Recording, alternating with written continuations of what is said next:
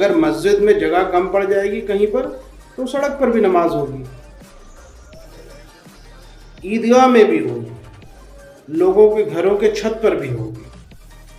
AIMIM Delhi के अध्यक्ष शोएब जमाई के इस बयान ने हाल ही में सुर्खियां बटोरी है, जब उन्होंने सड़कों और छतों पर नमाज पढ़ने पर रोक लगाए जाने के खिलाफ अपनी राय जाहिर की है।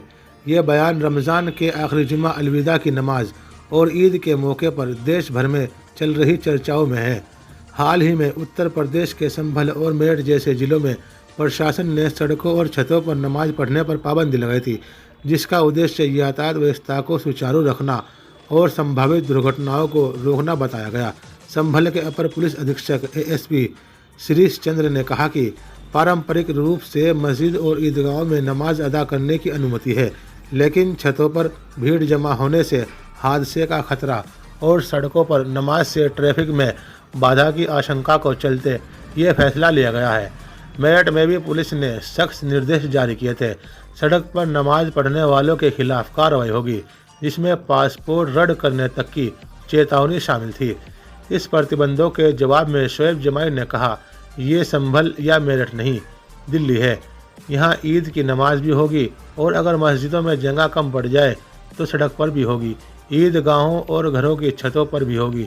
उन्होंने तर्क दिया कि जब कावड़ यात्रा या भंडारे जैसे आयोजनों के लिए सड़कें बंद की जा सकती है तो नमाज के लिए भी ऐसा होना चाहिए।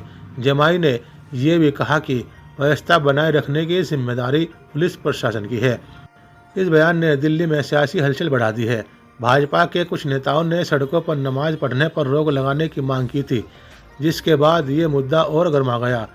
शकूर बस्ती के भाजपा विधायक कर्नैल सिंह ने दिल्ली पुलिस कमिश्नर को पत्र लिखकर कहा कि सड़कों पर नमाज से यातायात बाधित होता है और आम लोगों को असुविधा होती है। उन्होंने प्रशासन से इसे रोकने के लिए कदम उठाने की अपील की।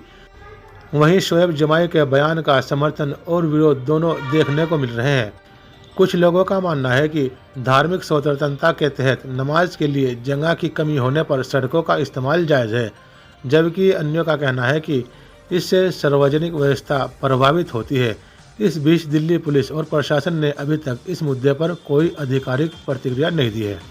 दिल्ली में भी भाजपा के नेताओं को बीमारी लग गई है मुसलमानों के खिलाफ अनाप शनाप बयान देना।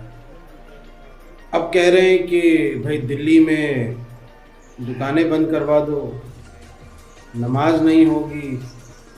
हाँ, क्यों नहीं होगी? कौन है आप?